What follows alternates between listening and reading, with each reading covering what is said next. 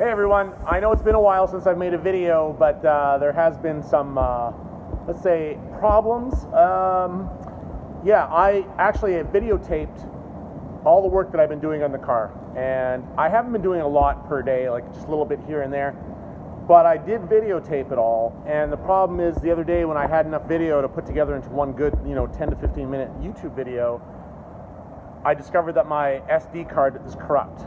So there was no way to get any video off of it. It was all gone, and it's very frustrating, but what could I do? So I did shoot another video going over the things that I had done, and then when I watched it yesterday, realized that the lighting was terrible, the audio was terrible, and it was all GoPro. It was all in the GoPro, and well, I decided not to use it. So today I am using my iPhone, and we're going to shoot a new video, and maybe I'll use my iPhone from now on. I don't know. The GoPro audio is so terrible, and if the lighting isn't right, it's miserable as well.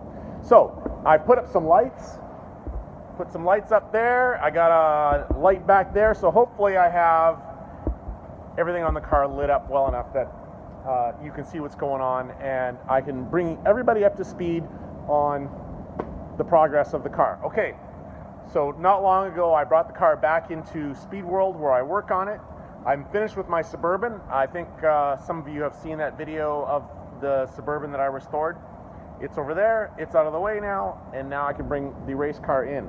So, now, you guys probably know what Project Creep is. It's where you start a little thing, you just want to do a little thing, and it just progresses and progresses and progresses, and especially with cars, you have that thing where you pull something off to do whatever, and you think, while I'm in there, I may as well do this. And that is what's happened. The car it's completely blown apart right now to get some updates, and all the updates are going to be for good, but they are, or were, not anticipated when I first brought the car into the track to get worked on.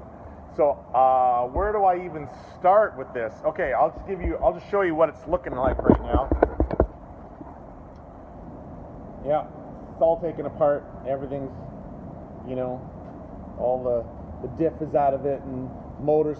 Okay, so anyway, a couple years ago, as some of you know, I blew up the motor, or I got rod knock in the motor because I starved it of oil, because I had made some suspension changes on the car, and it was pulling more G's than it had ever done before, and suddenly oil starvation became a problem, and I blew up the motor. So while I was rebuilding that, I still needed a motor for Spring Nationals, which was only a couple weeks away. This is a few years ago now.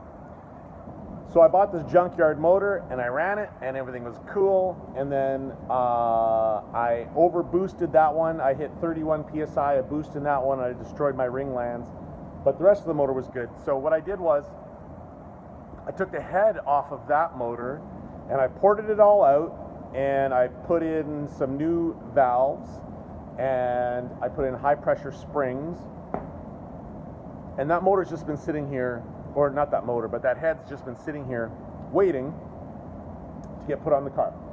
All right, well, it's now on the car. So this is the ported head.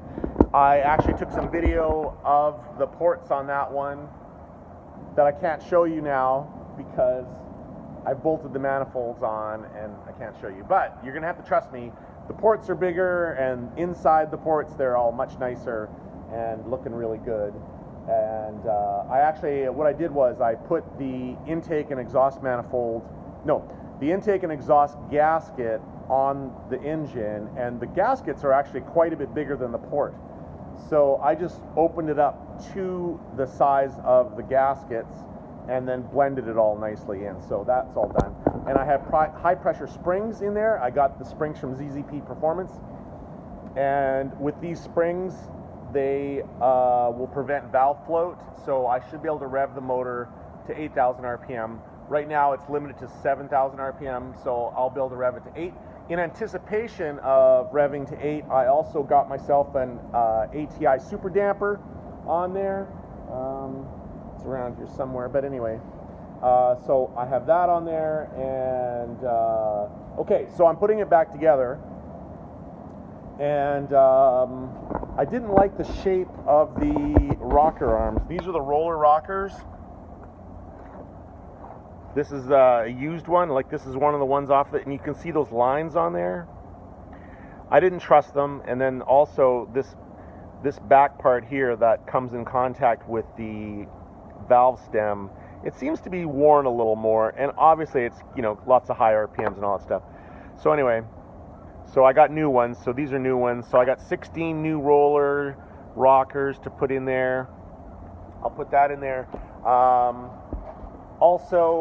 while I was going through everything, one of the things that the guys in the know say is that these turbos, the KO4 turbo that come on the Ecotechs, if they get any shaft play in them at all, they're on their way out. You need to get another one.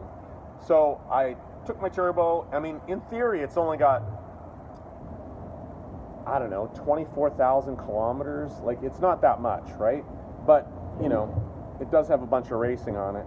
Anyways, so I inspected the turbo, and it does not have any play in the shaft, which is really nice.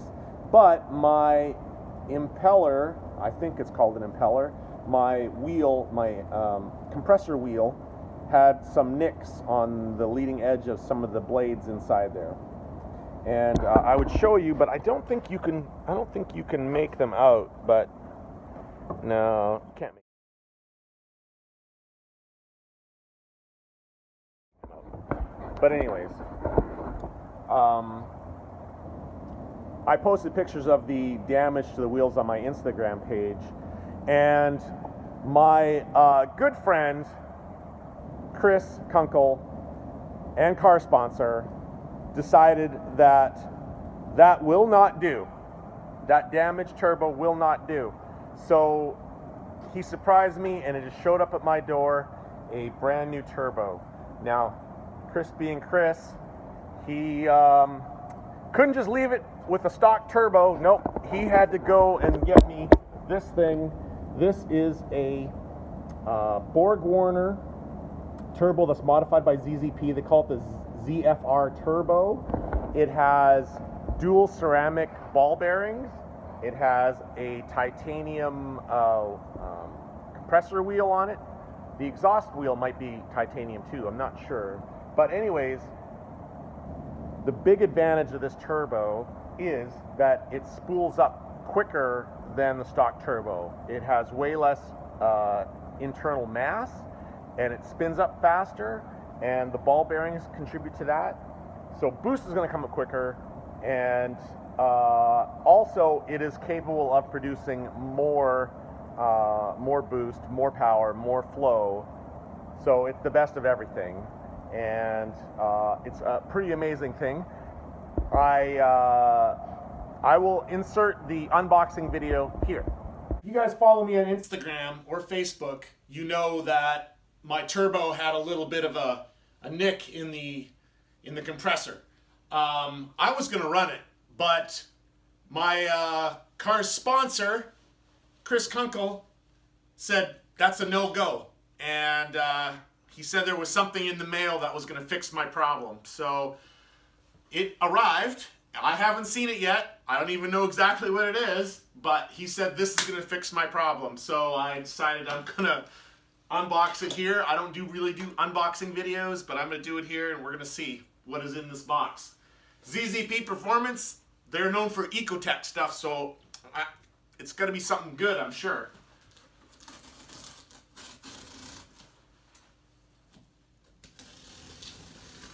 It's awfully heavy.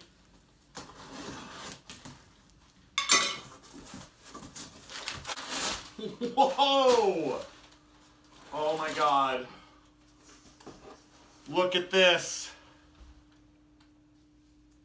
Look at this magnificent beast.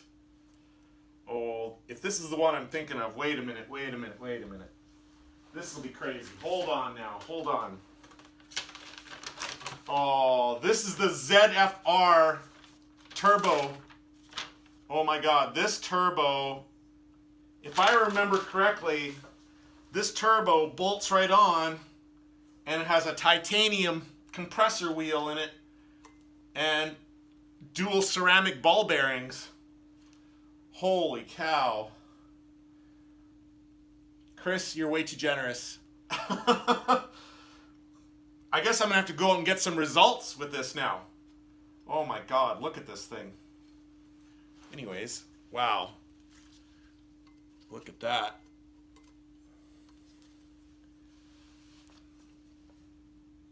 Wow. Whew. I got some work to do. Okay, so now I've done, now you've seen when I first received this amazing thing from Chris.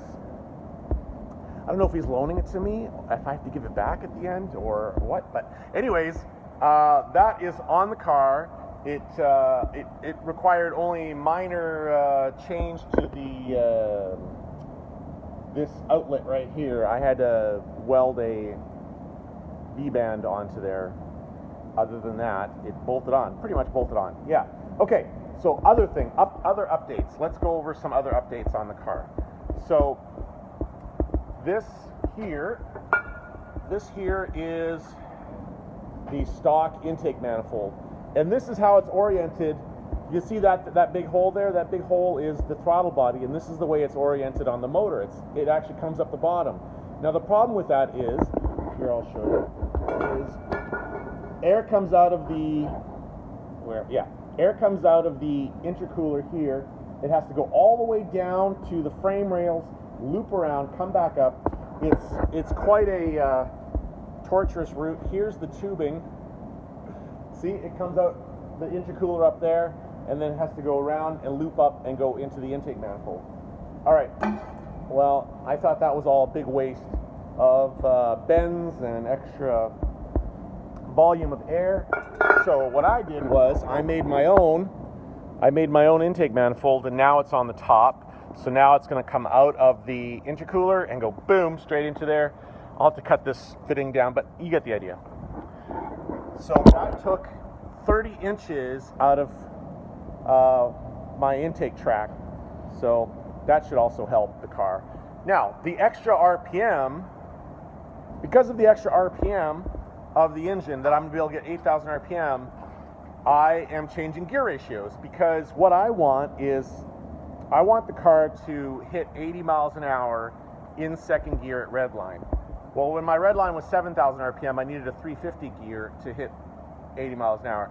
Now it's going to 8,000 RPM, so I am going to a 370 gear, which gives me a top speed of something like, I don't know, 82, 83 miles an hour redline.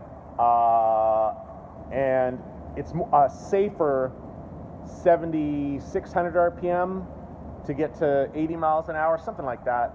So it should be the best of both worlds, and it should, at local events here in Winnipeg, which are tighter, smaller, it should give me more punch out of the tight turns.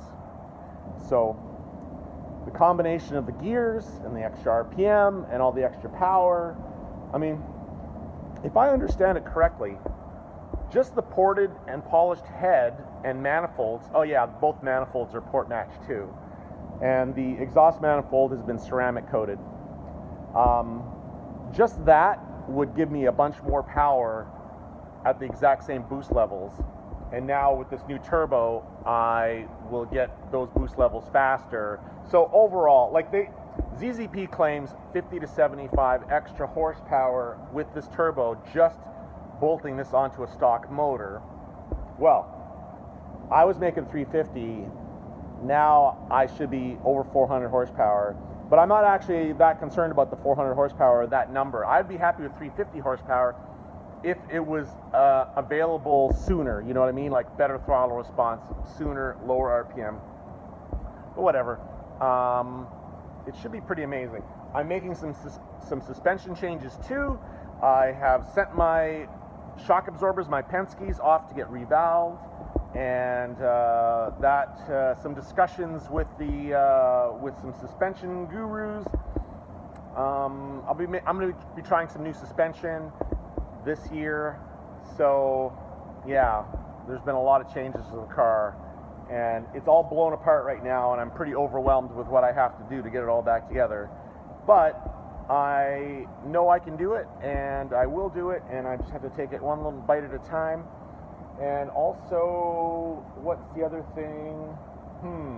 Yeah, I'll be moving some stuff around, and yeah, so that's where we're at with everything, and I hope you all found that informative, and I'm a little embarrassed by how the car looks right now, because it's all just, you know, rat's nest of this and blowing apart that and everything, but I will get it all back together. It's gonna look great. Fingers crossed it's all gonna work well together and I don't have any teething pains, you may say. Anyways, so that's that, and I'm gonna try to get some better video and audio for you guys too, because it drives me crazy when I have this poor audio, because like I don't have the ability to fix it in the editing bay, you know what I mean? All right, like and subscribe, and we'll see all of you in the next one.